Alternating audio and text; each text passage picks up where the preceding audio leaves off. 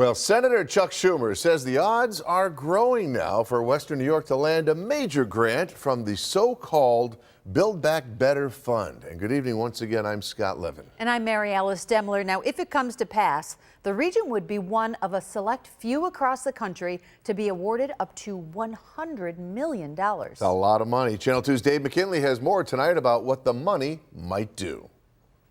Out of more than 500 to apply, Western New York remains among 60 communities still in the running to get one of what will eventually be just 30 of these grants, meaning its chances have improved to 1 out of 2. And Schumer currently holds the most powerful position in the U.S. Senate.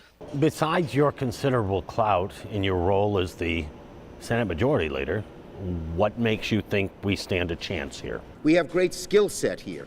We were always a center of manufacturing, and that kind of thinking and training and knowledge is still here. And I've never seen a community more eager. The grant proposal for Western New York was submitted by Empire State Development and makes a case for using the money to further advance manufacturing, such as that which goes on here at the Buffalo Manufacturing Works at Northland Workforce Training Center on the city's east side.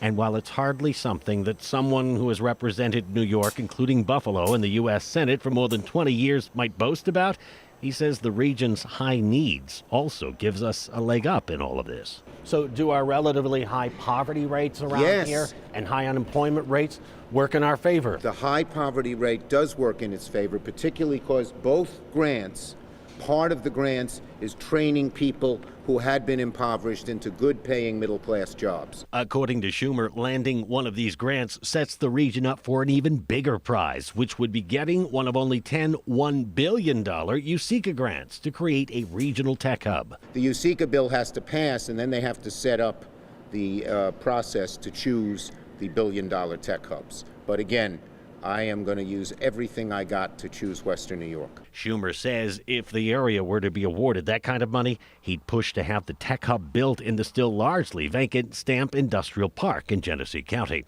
Dave McKinley, Channel 2 News.